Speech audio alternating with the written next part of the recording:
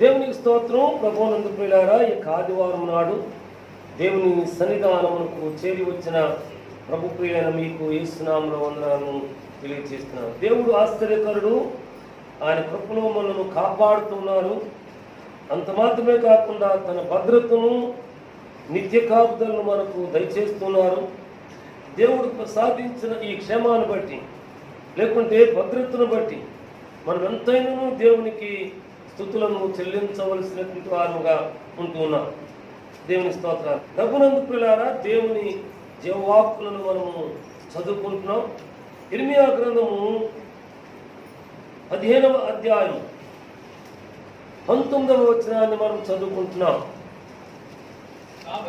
ఇర్మియా గ్రంథము 15వ అధ్యాయము 19వ వచనాన్ని మనం చదువుకుంటున్నాం. కాబట్టి యెహోవా ఇలాగు సెలవిచ్చెను, నీవు నా తట్టు తిరిగిన ఎడల నా సన్నిధిని నిలుచున్నట్లు నేను నిన్ను తిరిగి రప్పింతును. ఏవి నీచములో ఏవి ఘనములో గుర్తుపట్టిన ఎడల నీవు నా నోటి వలె ఉండు. వారు నీ తట్టునకు తిరగవలెను, కానీ నీవు వారి తట్టునకు తిరగకూడదు. దేవుని స్తోత్ర. దేవుడు ఈ పరిశుద్ధ వాక్కులను మన వినికిడిలో అంగీకరించి దీవులు దయచేస్తారు గాక. ప్రభునందు ప్రియులారా, ఇర్మియా ప్రవక్త గొప్ప ప్రవక్త. ఇర్మియా ప్రవక్త అనేక సత్యములను తెలియచేసినటువంటి ప్రవక్త. ఈ ప్రవక్తకు కన్నీటి ప్రవక్త అనే ఒక పేరు ఉంది. వేదనతోనూ కన్నీటితోనూ దేవుని యొక్క ప్రవచన వాక్కులను ప్రభుభక్తులకు అందించిన వాడుగా ఉన్నట్లు దేవుని చరిత్ర తెలియజేస్తూ ఉంది. అయితే ప్రభువారు ఈ ప్రవక్త ద్వారా ఆనాడు ఉన్నటువంటి దేవుని జనాంగం వంటి ఇశ్రాయేలీయులు కావచ్చు గాక, ప్రభువును ధర్మశాస్త్రము ఎరిగిన వారు కావచ్చు గాక, లేదంటే పరిశుద్ధ సైన్యంలో చేరిన వారు కావచ్చు గాక, వీరికి తెలియచేస్తున్నటువంటి సత్యవాక్యం ఏమంటే, నీవు నా తట్టు తిరిగినట్లయితే, నీవు నా సన్నిధిని నిలుచున్నట్లు నేను నిన్ను తిరిగి రప్పించు. అంటే తప్పిపోయిన వారి గురించి మాట్లాడుతున్నాడు. తిరిగి చూచుకున్న వారి గురించి మాట్లాడుతూ ఉన్నాడు. దేవుని జీవ గ్రంథంలో మనం చూస్తే, నీవు నా తట్టు తిరిగినట్లయితే, దేవుని జీవ గ్రంథంలో నూతన నిబంధనలో 2 కుమారుల్లో 2వ వాడు తన తండ్రి దగ్గరకు వచ్చి తన ఆస్తిని పంచమని అడిగి ప్రభునందు పిల్లల పంచుకొని తన మిత్రులతో కలిసి దూరదేశములకు ప్రయాణమైపోయి వ్యాపారం ప్రారంభించాడు. అయితే ప్రభువారి వాక్యం ఉంది, దుర్వ్యాపారం వలన తన ఆస్తినంతటినీ కూడా పోగొట్టుకున్నాడు అని వాక్యం ఉంది. ఏ వ్యాపారం అట? దుర్వ్యాపారము. వ్యాపారంలో రకరకాలైన వ్యాపారాలు ఉంటాయి. ప్రభునందు వ్యాపారంలో రకరకాలైన వ్యాపారాలు ఉంటాయి. దుర్వ్యాపారం ద్వారా తన జీవన యాత్ర పాడు చేసుకున్నాడు. ప్రతి పైసకు కూడా పెట్టుకున్నాడంటే లేదు, సమస్తమును కూడా పోగొట్టుకున్నాడు. ప్రభునందు దుర్వ్యాపారం ద్వారా సమస్తాన్ని పోగొట్టుకున్న తర్వాత ఇంటికి తిరిగి వెళ్ళటానికి, అంటే ఈరోజు నేను వాక్యము చదువుకుంటూ ఆలోచన చేసుకున్నాను. తన అహము నేనా అని అహం, నేను అనేటువంటి స్వనీతి అడ్డు వచ్చింది. ఇంటికి తిరిగి వెళ్ళేందుకు మనస్సు లేకపోయింది. వెళ్ళి ఒక పెద్ద ఇంట పనివానిగా చేరాడు. ఏ పనివానిగా చేరాడు? పందులను మేపే పనివానిగా చేరాడు. పందులు అపిత్రాత్మకు సాదృశ్యంగా ఉన్నట్టు దేవుని గ్రంథం తెలియజేస్తుంది. ఈ పందులను మేపే పనికి చేరాడు. ఆకలికి అలమటిస్తూ పందులు తినే పొట్టును తినడానికి కూడా సిద్ధమైపోయాడు. అది కూడా తనకు దొరకకపోయిందట. ప్రభునందుకులారా, అప్పుడు దిద్దుబాటులోనికి, రియలైజేషన్ అంటారు, ఆత్మ పరిశీలనలోనికి వచ్చాడు. ఆలోచన చేసుకున్నాడు, నా తండ్రి ఇంట అనేక మంది పనివారు సమృద్ధిగా భుజిస్తూ ఉన్నారు. నేనైతే ఇక్కడ ఆకలికి చనిపోతున్నాను. ఇప్పుడు చేయవలసిన పని ఏమంటే, నేను తిరిగి వెళ్ళి తండ్రి నీకును పరలోకమునకును విరోధముగా పాపము చేశాను, కాబట్టి నీ బిడ్డను అనిపించుకునేందుకు యోగ్యుడును కాను. ఆత్మ పరిశీలనలో పశ్చాత్తాపం వెనువెంట వచ్చింది ప్రభునందుకు. ఈ పశ్చాత్తాపము తన ఇంటికి, తన దేవుని ఇంటికి, తన తండ్రి ఇంటికి నడిపించింది. దేవునికి స్తోత్ర. ఈ దేవుని వాక్యమును మనం చూసినట్లయితే, నీవు నా తట్టు తిరిగిన ఎడల నీవు నా సన్నిధిని నిలిచినట్లు నేను నిన్ను తిరిగి రప్పిస్తాను. దేవుని వైపు తిరగవలసిన అవసరం ఉంది. ఒక్కసారి కూర్చుని ఆత్మ పరిశీలన చేసుకోవాల్సిన అవసరం ఉంది. నేను మేము అనే దానికి దేవుని దగ్గర ఎక్కడ కొడతావు లేనే లేదు.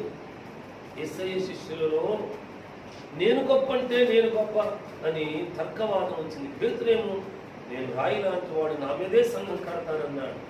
యూదా ఇస్కరియోతేమో నేను ఖజానాదారుని, మీరు రొట్టె పెట్టాలన్నా, చాప పెట్టాలన్నా, అన్నప్రతిష్ఠ పెట్టాలన్నా నన్ను మీరు అడగాల్సిందే. వీరిలో వీరికి తర్కవాదం వచ్చింది. నేను గొప్ప అంటే నేను గొప్ప.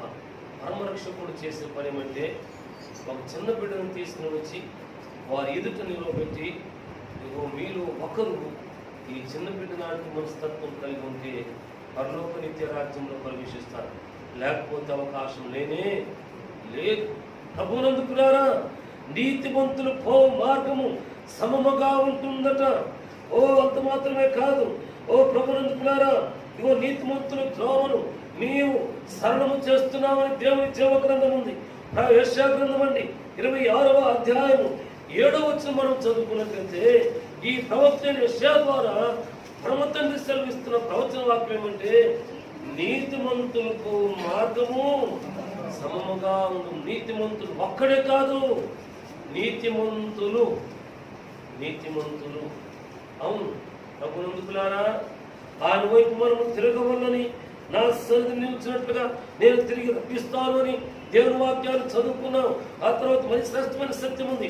అక్కడ కూడా మనం వెళ్ళబోతున్నాం. అయితే తిరిగి రప్పించే దేవుని దగ్గరకు ఏ రీతిగా రావాలంటే ఆత్మ పరిశీలనతో రావాలి. ఆత్మ పరిశీలన వెనుక పశ్చాత్తాపం ఉంది. ఈ పశ్చాత్తాపము రక్షణ ప్రసాదిస్తుంది. ఈ పశ్చాత్తాపము ప్రభువునందు జీవను ప్రసాదిస్తుంది. ఈ పశ్చాత్తాపము విలువను ప్రసాదిస్తుంది. ఈ పశ్చాత్తాపము క్షమాపణ ప్రసాదిస్తుంది. ఈ పశ్చాత్తాపము సమాధానం ప్రసాదిస్తుంది. ఈ తిరిగి వచ్చిన రెండవ కుమారునికి ఇవన్నీ కూడా దొరికినాయంటే, అవును దొరికినాయి. ప్రభువునందు క్షమాపణ దొరికింది. అల్లంత దూరంలో ఉండగానే తండ్రి గుర్తుపట్టి పరుగున వెళ్ళి మీద పడి ముద్దు పెట్టుకున్నాడు. అప్పుడు నా తండ్రి ముద్దు పెట్టుకున్నాడు కదా, నన్ను చేర్చుకుంటున్నాడు కదా అని మౌనముగా ఉండలేదు. అవును, దేవుని సంతానమా మనము కూడా నేను దేవుని దగ్గరకు వచ్చేస్తాను కదా, ఇది నా గుడి కదా, ఇదిగో ఈ బిడ్డలందరూ కూడా, ఈ భక్తులందరూ కూడా నా వారు కదా, నా కొరకు ఎంతైనా ప్రార్థన చేస్తారు, పర్వాలేదు అనుకోవడానికి వీరు లేనే లేదు. ఈ కుమారుడు పర్వాలేదు అనుకోవాలా. నా తండ్రి ముద్దు పెట్టుకున్నాడు, ఇంకేం పర్వాలేదు అనుకోలేదు. తాను పశ్చాత్తాపడవలసింది. ఆ పశ్చాత్తాప వాక్కును తన తండ్రితో ఏ మాత్రం కూడా దాచుకోకుండా సెలవిచ్చాడు. తండ్రి, నీకును పరలోకమునకు విరోధముగా పాపం చేశాను, నీ బిడ్డను అనిపించుకునేందుకు యోగ్యుడును అర్హత లేదు. కాబట్టి నీ కుమారునిగా కాకుండా పనివారిలో ఒకరిగా ఉంచి అంత ముద్దు పెట్టు చాలు అని సెలవిచ్చారు. ప్రభునందుకులారా పెద్దలు అభ్యంతరం పడుకోకుండా చాలా మంది నాతో అన్నారు, ఏమోనయ్యా ఇద్దరు పెళ్లి చేసేస్తున్నా, ఎలా ఒక ముద్దేస్తే సరే ఉంది, లేకపోతే గుడి లేకపోయిందా, నువ్వు నాకు అంత ముద్దు పెట్టకపోయావా అని చెప్పని అన్నారు. ప్రభునందుకులారా ఒట్టిదే ప్రభునందుకులారా. ఇది అయిపోయిన తర్వాత చాలాసార్లు చెప్పారు కదా, మనవాళ్ళు మనవరాళ్ళు దేవుని గుడిలో కనపడలా.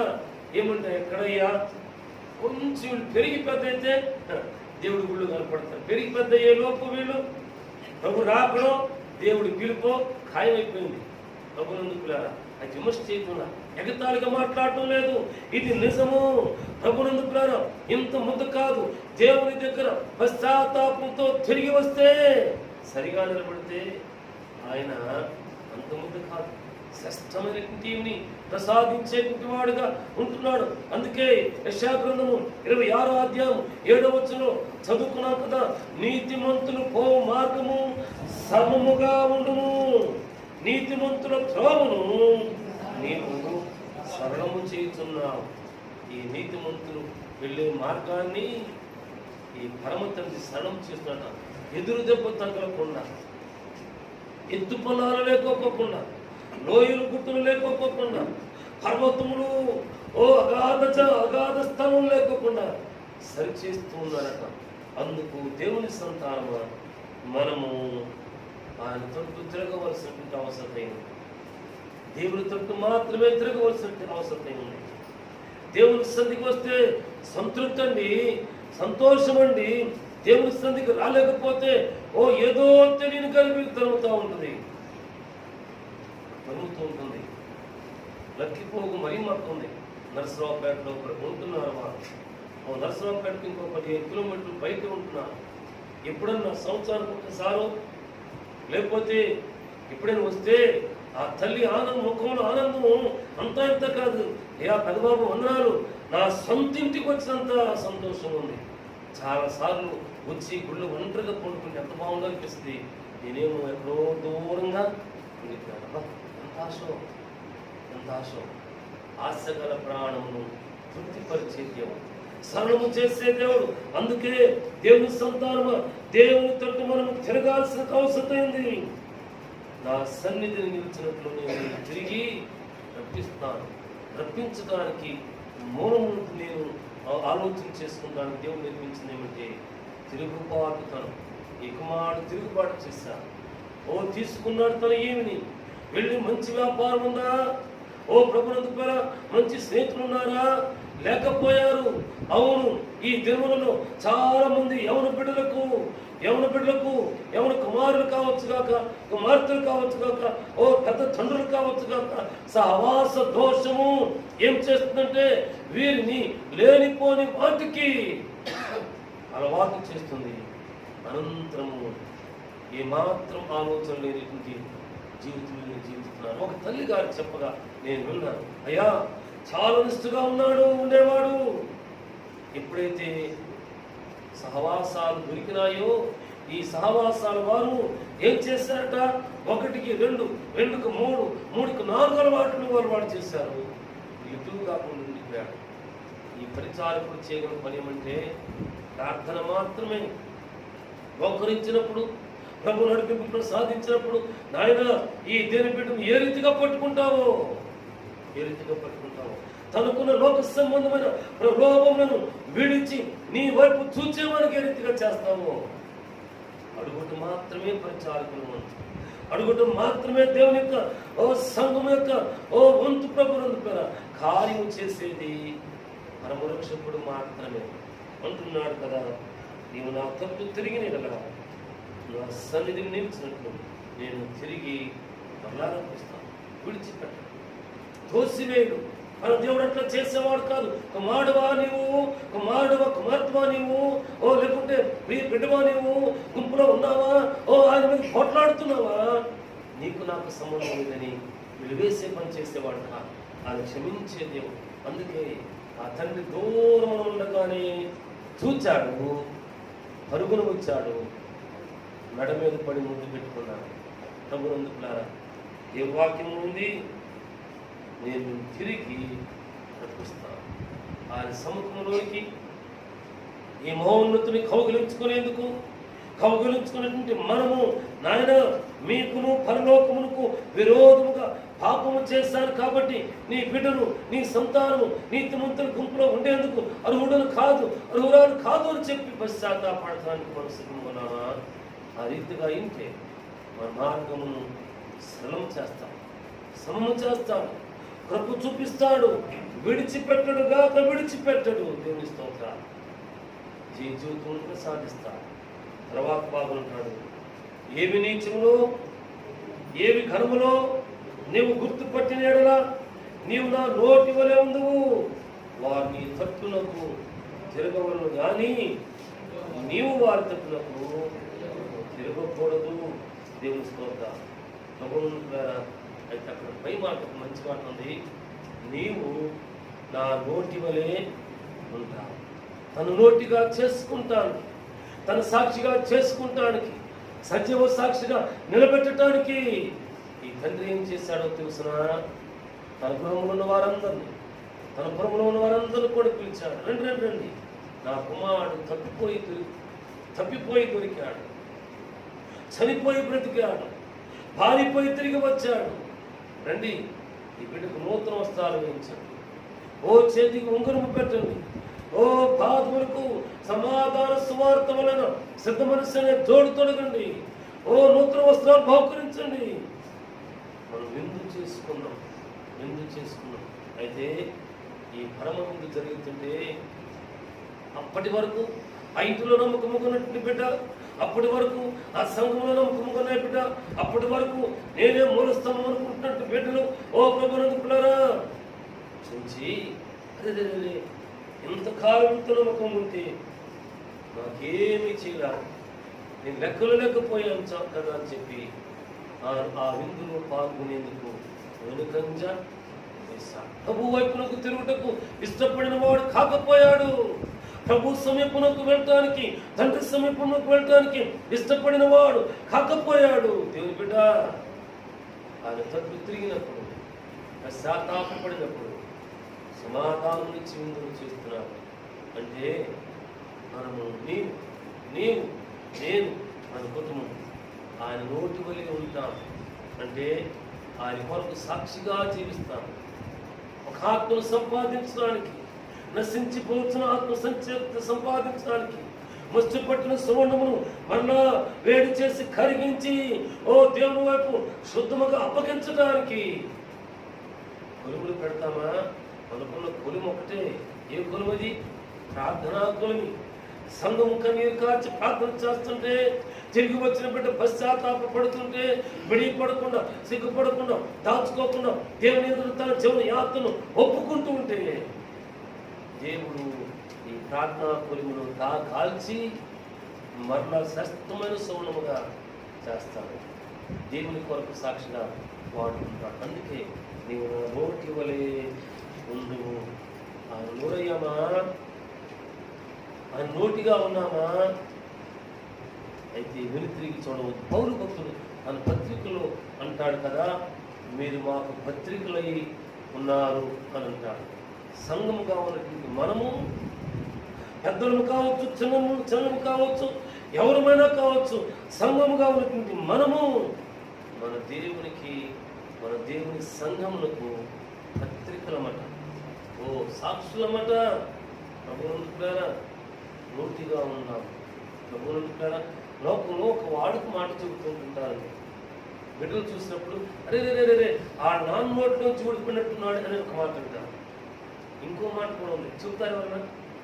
మీరు చెప్పగలరు. మళ్ళీ వాళ్ళు ఎందుకంటే వాళ్ళ నోట్లో నోరు వేశారు అంటారు. నోట్లో నోరు ఊడిపోయిన వాడు మంచోడే, కానీ ఇంకొకరు కూడా ఉన్నారు. వారి నోట్లో నోరు వేస్తే గెలవలేమట, బ్రతకలేమట. అవును ప్రభువునుకులారా, ఆ నోటిగా ఉన్నటువంటి మనము శుద్ధమైన జీవితం మాత్రమే జీవించబోతుగా ఉంటాం. ఎల్లప్పుడూ కూడా సిద్ధపాటుతో మాత్రమే ఓ అడుగులు, ఓ నీతిమంతులు పోయి పరిశుద్ధుల గుంపులో సాగి వెళ్ళవలసిన వారంగా ఉంటున్నాం. ఈ రీతిగా దేవుని వాక్యాలు ధ్యానం చేస్తున్నప్పుడు మత్తయి సువార్త 25వ అధ్యాయము ప్రభువునందుకులారా 2 నుండి 10వ వచ్చిన వరకు, లేకుంటే 1 నుండి 10 వరకు ఉంటూ వచ్చినారు జ్ఞాపకంలోకి పరమరక్షకులు తెచ్చారు. ఆ ఉత్సవాలు ఏమంటే, ఈయన పెండ్లి కుమారుడట. ఈ పెండ్లి కుమారుడు తన సంఘమును ఎదుర్కొంటానికి రాబోతున్నాడట. ఓ చాటింపు వేశారు, ఓ బోరధులతో చెప్పారు. అయితే 10 మంది కన్యకులు సిద్ధపడినారట. ఓ ఈయన రావటం, ఈ పెండ్లి కుమారుడు రావటం ఆలస్యమైపోయింది. అవును కదండి. పెళ్ళికి వెళ్తాం కదా, ప్రభువునందుకులారా. పెండ్లి కుమారుడు వచ్చి బల మీద కుర్చీలో కూర్చుంటాడు, సూటో తెల్ల ప్యాంటో తెల్ల చొక్కా వేసుకుని. ఎవరు ఆలస్యం చేస్తారండి? అమ్మా మాట్లాడేంటండి, పెళ్లి కూతురే సర్ది. దేవుని పిల్లారా, నీ క్రైస్తవ సంఘము దేవుని జనాంగము ప్రభు ప్రార్థనాపరమనబడి మనకు ఇదే జరుగుతోంది. ఈయన రాబోతున్నాడు అనే సత్యం మనకు తెలుసు. సిద్ధపడి ఎదుర్కోవాలని మనకు తెలుసు. కానీ సిద్ధపాటు లేకుండా నిద్రించే స్థితిలో ఉంటున్నాం. ఆయన వైపు తిరగకుండా మన మార్గమున మనం ఉంటున్నాం. సిద్ధపడిన వారు కొద్దిమంది. ఈ కొద్దిమంది ఈ మౌనతులతో పాటు తీసుకుని పోబడ్డారు. మిగిలిన వారు వెళ్ళి మరలా సిద్ధపడి తిరిగి వచ్చి తలుపు తట్టారు. తీయబడిందా తలుపు? తీయబడలా. ప్రభునందుకులారా, మీరెవరో నాకు తెలియదు అని సెలవిచ్చారు. అవును ప్రభునందుకులారా, ఇక్కడ ప్రభువారు మీరెవరో నాకు తెలియదని సెలవిచ్చారు. ప్రకటన గ్రంథంలో అదే ప్రభువారు తన ప్రవచనం ద్వారా, లేకుంటే పద్మాసు దీపవాసి యోహాను భక్తుల ద్వారా, ఇదిగో నేను తలుపునంతా నిలుచుండి తట్టుచున్నాను. ఎవడైనా నా స్వామిని తలుపు తీసినట్లయితే నేను లోనికి వస్తాను. అతనితో నేను, నాతో కూడా అతను కలిసి భోజనము చేస్తాను. ప్రభునందుకులారా, దేవుడు పిలిచినప్పుడు ఆయనతో కలిసి భుజించడానికి నోరుగా ఉన్నటువంటి మనము, పత్రికగా ఉన్నటువంటి మనము, సాక్షిగా ఉన్నటువంటి మనము ఆయనతో కలిసి లోపలికి వెళ్ళిపోవాలా? ప్రభునందుకులారా, మరి యొక్క అవకాశం కూడా ఉంది. ఆయన నిలుచుని తట్టుతున్నాడు. ఈ శబ్దం విన్నటువంటి మనం మన హృదయ వాక్యుల్ని, మన ఇంటి వాక్యుల్ని తెరవలసిన వారం ఉంటున్నాం. ఆయన మనతో చేరేవాడు ఉంటున్నాడు. దేవుని స్తోత్రం. ప్రభునందుకులారా, మీరు నా నోటి వలె ఉంటావు. వారు నీ తట్టులకు తిరగవలను, కానీ నీవు వారి వైపునకు తిరగనే తిరగకూడదు. లోకం వైపు తిరగవద్దు. ఓ లోక సహవాసం వైపు తిరగవద్దు. సహవాస దోషములు జీవితాల్ని, కుటుంబాలని, భవిష్యత్తును, లేకుంటే ఆశీర్వాదాన్ని, మేలులను అన్నిటినీ కూడా పోగొడుతున్నాయి. అందుకే సహవాస దోషములకు మనము దూరముగా, మన ప్రియులు దూరముగా, మన కుటుంబీకులు దూరముగా, మన బిడ్డలు దూరముగా అయింది. దేవుని కృపలో వృద్ధులడానికి దేవుని వైపు మాత్రమే మనం చూసేవారము అయినా. ప్రభునందుకులారా, మీరు చేర్చుకొనబడాలి. ప్రకటన గ్రంథంలో కూడా తలుపు తీసినట్లు మనకు అక్కడ రాయబడలేదు. విని తలుపు తీస్తే, చేర్చుకుంటే అక్కడ యేసే చేర్చుకోలేదు, ఇక్కడ సంఘంలో ఉన్నటువంటి ప్రియులు చేర్చుకోలేదు. దేవుని బిడ్డలారా, నోటి వల్ల ఉన్నటువంటి మనము ఈ రీతిగా ఉండిపోతున్నామేమో, ఈ రీతిగా చేర్చుకోబడిన గుంపులో ఉంటున్నామేమో, ఆయన చేర్చుకోకుండా ఉంటున్నామేమో. అందుకే శరీర కార్యముల విషయమై జాగ్రత్తగా ఉండమని గలతీ పత్రిక 5వ అధ్యాయంలో పౌలు భక్తుడు సెలవిచ్చాడు. గలతీ పత్రిక 5వ అధ్యాయం 16వ వచనం నుండి, నేను గలతీ పత్రిక 5వ అధ్యాయం 16వ వచనం నుండి మనం చదువుతాం. నేను చెప్పుకున్నదేమనగా ఆత్మానుసారంగా నడుచుకోండి, అప్పుడు మీరు శరీర ఇచ్చలను నెరవేర్చను. శరీరము ఆత్మకును, ఆత్మ శరీరమునకును విరోధముగా అపేక్షించుచున్నది. ఒకదానికి ఒకటి వ్యతిరేకముగా ఉన్నవి కనుక మీరు ఏమి చేయ నిశ్చయించురో వాటిని చేయకుందురు. ఆత్మచేత నడిపింపబడిన ఎడల ధర్మశాస్త్రములకు లోనైన వారు కానే కాదు. శరీర కార్యములు స్పష్టమైనవి. అవి ఏమనగా జారత్వము, అపవిత్రత, కాముకత్వము, విగ్రహారాధన, వ్యభిచారము, ద్వేషములు, కలహములు, మత్సరములు, క్రోధములు, కక్షలు, భేదములు, విమతములు, అసూయలు, మత్తతులు, అల్లరితో కూడిన ఆటపాటలు మొదలైనవి 11 విషయాలు ఇక్కడ చెప్పాడు పౌరు భక్తుడు. మనం దేవునితో ఉంటేనేమో ప్రభునందుకులారా వీటిని చేయకుండా ఉంటాము. దేవునితో లేకుండా ఉంటేనేమో, దేవుని వైపు తిరగకుండా ఉంటే, దేవుని నోటిగా ఉండకుండా ఉంటే, ఈ కార్యమన్నిటినీ కూడా చేసేవారు.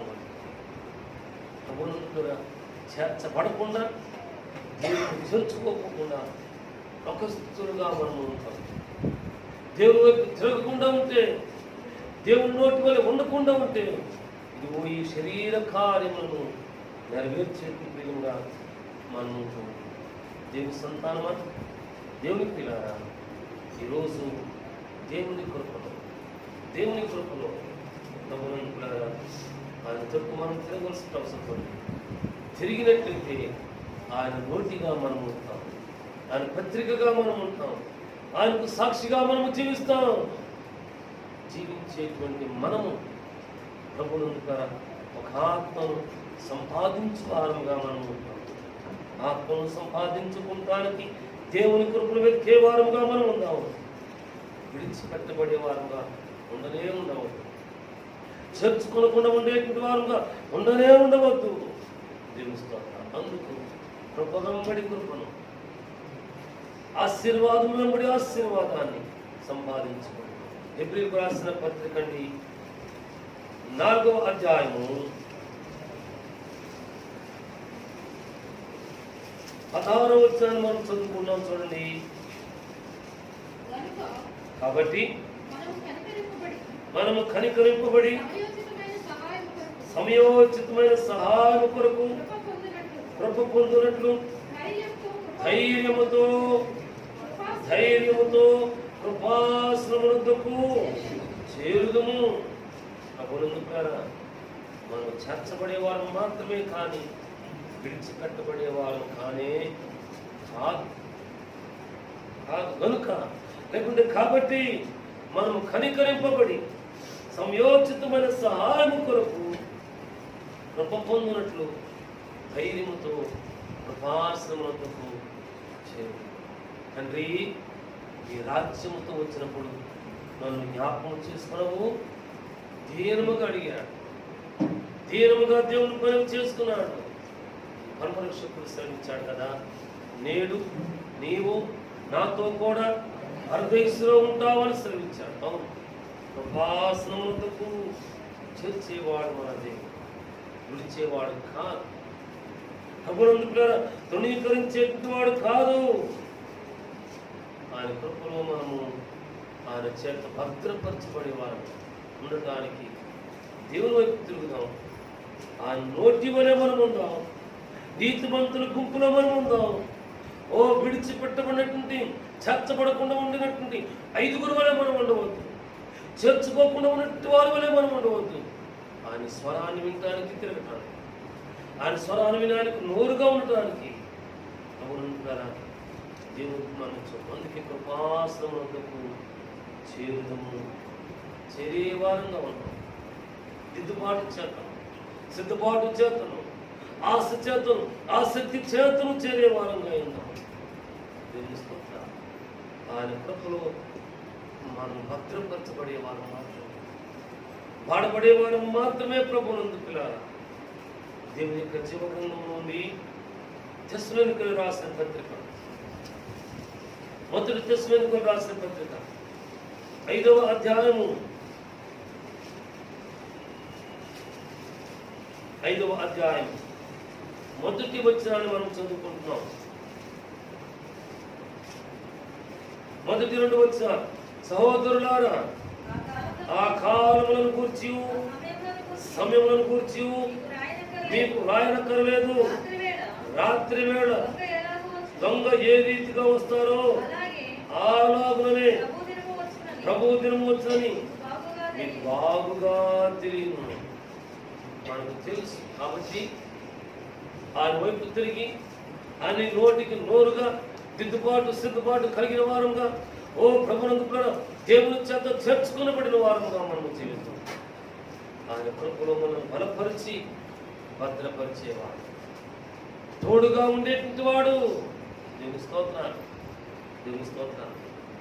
అందుకొరకు మనం కొన్ని విషయములను దేవుని జీవగ్రంథం చదువుకున్నాను. ఓ మనం జాగ్రత్తగా ఉండాలట. ప్రభువునందు మొదటిది సామెతల గ్రంథము 13వ అధ్యాయము 3వ వచనం చూడండి. దేవుని జాగ్రత్తగా కాపాడుకోమంటున్నాడు. సామెతల గ్రంథము 13వ అధ్యాయము 3వ వచనం అండి. తన నోరు మార్చుకునేవాడు తన నోరు కాచుకునేవాడు తనను కాపాడుకొను. తనను కాపాడుకొను. దేవుని స్తోత్రం. ఓ ప్రభు కొరకు ఎదురు చూసేటువంటి మనమట మొదటిగా మన నోటిని కాపాడుకోవాలట. తన నోరు కాచుకునేవాడు తనను కాపాడుకొను. ఓర కొరకు మాట్లాడువాడు తనకు నాశనము తెచ్చుకుని. దేవుని వాక్యంలో మరొక చోట ఉంది, విస్తారమైన మాటలలో దోషం ఉండక మానదు అని ఉంది. అప్పుడందుకున్నారా మన నోటిని మన అంతరంగము మన నోటిని కాపాడుకోవాలి. ద్వితీయోపదేశ కాండం అండి 4వ అధ్యాయం అండి. 4వ అధ్యాయం 9వ వచనాన్ని మనం చదువుకుంటున్నాం.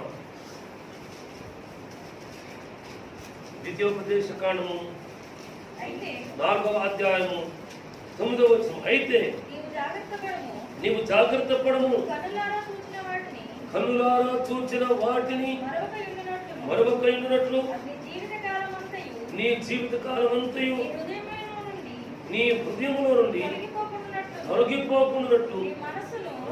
ప్రభు ఒకటేమో నోటిని వ్యర్థమైన వాటిని మాట్లాడకుండా మన నోటిని జాగ్రత్తగా కాపాడుకోవాలట. 9వ వచనం అంటున్నాడు కదా, అద్భుతాలు చూచాం, ఆశ్చర్యకారం చూచాం, దేవుడి కృపను చూచాం. ఓ ప్రభునందుకున్నారా, అయితే నీవు చూచిన వాటిని మర్చిపోకున్నట్లుగా నీ జీవితకాలం అంతా నీ హృదయంలో తొలగిపోకున్నట్లు నీ మనస్సును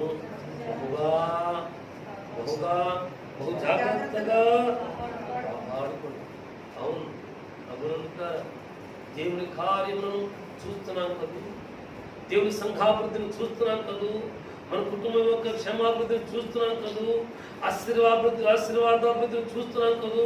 ఆ నోటిగా ఎండి మనం ఆయన సాక్ష్యం చెబుతుంటే దేవుడు ఏ రీతిగా మనం వాడుకుంటున్నాడు మనం చూస్తున్నాం, గ్రహిస్తున్నాం కదా. అయితే మన మనస్సు చాలా జాగ్రత్తగా కాపాడుకోవాలి. ప్రభునంటున్నారా, జాగ్రత్తగా కాపాడుకోవాలి. దేవుని స్తోత్రం. మరొక వచనాన్ని మనం చదువుకున్నాం. దినవృత్తాంత గ్రంథములు 2వ దినవృత్తాంత గ్రంథము 6వ అధ్యాయము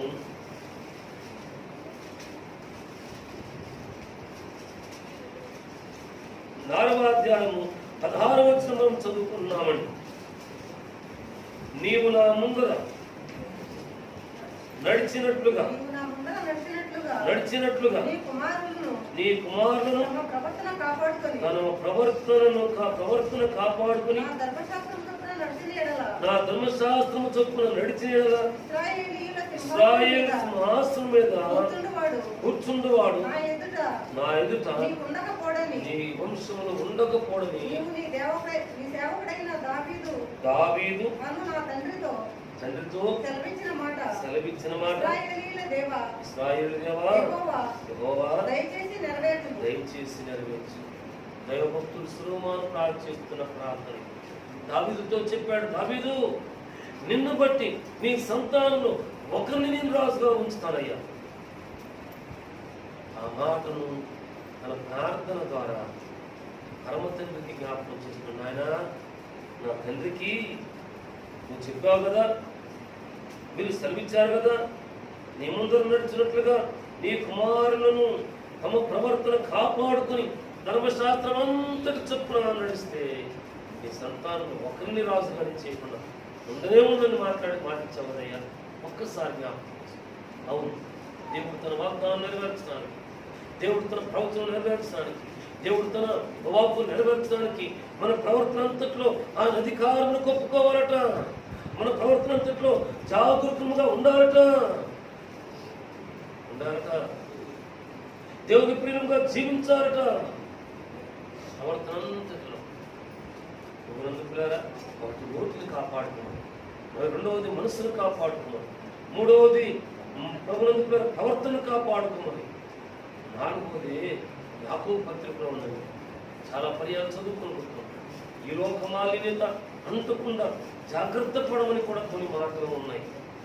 యాకోబు పత్రిక 1వ అధ్యాయం 13వ వచనాన్ని మనం చదువుకుంటాం. చూడండి, యాకోబు పత్రిక దేవుడు కీడు విషయమై శోధింప చదువుతాను. అవును, కీడు విషయమై శోధింపలేడు. అది ఎవడైనా శోధించబడినప్పుడు చదువు. నేను దేవుని చేత ఎవడైనా శోధించబడినప్పుడు నేను దేవుని చేత శోధింపబడుచున్నానని అనకూడదు. ప్రతివాడును తన స్వకీయమైన దురాశల చేత ఈడబడి మరలు కొల్పబడిన వాడై శోధింపబడుచున్నాడు. దురాశ గర్భమును ధరించి పాపము కలగా పాపము పరిపక్వమై మరణమును అవునట. ఇది ప్రవర్తన జాగ్రత్తగా కాపాడుకుంటున్నామా? మంచిదే. లోకమాలిన్యత ఏదో ఒక రీతిగా అంటుతుంది. దాన్ని బట్టి శోధించబడుతున్నాం, దాన్ని బట్టి వేదన చెందుతున్నాం, దాన్ని బట్టి పడిపోతున్నాం. అందుకొరకు దేవుని చేత శోధించబడ్డాం, దేవుని చేత శోధించబడ్డాం. దేవుని సంఘం ద్వారా శోధించబడ్డాం. లేదంటే ఆ రీతికి వచ్చింది, ఈ రీతికి వచ్చింది. లేదు లేదు లేదు ప్రభు ఎందుకు రాదు? దేవుని ద్వారా నీకు శోధన. దేవుడు శోధిస్తున్నాడా, పరీక్షిస్తున్నాడా? అది పరీక్షలో జయము పొందుటకు తగినంతటి సహాయము, కృపను, కనికరాన్ని కృప మేలును ప్రసాదించేవాడుకున్నాడు. ఆయన కాపుదలను ప్రసాదించేవాడుకున్నాడు. దేవుడు శోధించడం మనమే మన స్వకీయమైన దురాశల చేత ఇరవబడి మరులు కలుపబడి భ్రాష్ట్రం చిక్కుతున్నాడు. అందును బట్టి పాపము వలన వచ్చు జీతము మరణమయ వాక్యం. అవును ప్రభునందు కదా. ఈ లోకమాలిన్యత వలన అంటుకున్నట్టుగా జాగ్రత్తగా మనం భద్రం చేసుకున్నాం, కాపాడుకున్నాం. ప్రభునందు కదా. దేవుని స్తోత్రాలు, దేవుని స్తోత్రాలు. దీనికంటే ముందు తిమోతి పత్రికలో మరి ఒక శ్రేష్టమైన వాక్యం ఉన్నది. 2వ తిమోతి పత్రిక 4వ అధ్యాయము 7వ వచనంలో పౌలు భక్తుడు అంటాడు, మంచి పోరాటము పోరాడితిని, నా పరుగును కడముట్టించితిని, విశ్వాసమును కాపాడుకున్నాడు. దేవుని వైపు తిరిగిన ఈ పౌరు భక్తుడు, దేవుని నోటికి నోరుగా ఉన్న ఈ పౌరు భక్తుడు శ్రమ ఉందా, వేదన ఉందా, ఎడవబడ్డాడా, పట్టబడ్డాడా, వాడు ప్రమాదంలో చిక్కున్నాడా, ప్రభునందుకున్నాడా, బండులు వేసి సంఖ్యలు వేసి బిగించబడ్డాడు, బంధించబడ్డాడా? ప్రభునందుకున్నారా? ఈ ప్రయాణములన్నింటిలో యాత్రంతట్లో జాగ్రత్తగా ఇది దేని వాక్యం మనం చూస్తాం. విశ్వాసమును కాపాడుతున్నాడు. అవును, దేవుని సంతానం మన వాక్యంలో చదువుకునే రీతిగా, ఈరోజు మనం ధ్యానం చేసుకునే రీతిగా ప్రభునందుకున్నారా? మన జీవన యాత్రలో దేవుని వైపు మాత్రమే తిరుగుదాం. ఆయన నోటిగా ఉందాం, ఆయన కొరకు సాక్షిగా జీవిద్దాం, చర్చబడే వారంగా ఉందాం, చర్చుకునే వారంగా ఉందాం. ప్రభునందుకున్నారా? శరీర కార్యములు మనం అంటుకున్నట్టుగా జాగ్రత్తగా ఉందాం. అందుకొరకే నోటిని ప్రభునందుకున్నారా? ఎవరు మనస్సును ప్రవర్తనను కొంత మాత్రమే కాకుండా ఈ లోక మాలిన్యత అంటుకున్న జాగ్రత్తలు కలిగి విశ్వాసం బద్దం చేసుకుని ఆ కందవ చర్చలు తట్టుకుంటున్నా నా కొరకు జీవ కిరీటము, మహిమ కిరీటము దేవుడు దాచి ఉంచాడు. నా ఒక్కడికైనా నాతో పాటు ఆయన ప్రత్యక్షత ఎవరైతే కోరుతున్నారో వారందరికీ బహుమతులు దాచిపెట్టాడు. అవును, దేవుడు ప్రసాదించే బహుమతులు స్వతంత్రించుకుంటానికి దేవుడు ప్రసాదించే బహుమతులు స్వతంత్రించుకోవడానికి ఆయన నోటిగా సాక్షిగా ఉన్నాము, భద్రంగా ఉన్నాము.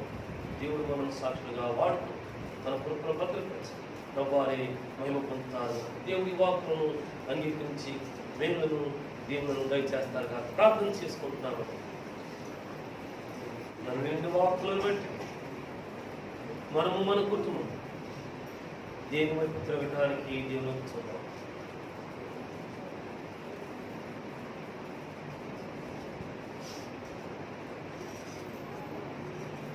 మహోన్నతమైన మా తండ్రి, పరిశుద్ధాత్మ దేవుడా, నీ పరిశుద్ధ నామం కొరకని స్తోత్రాలు.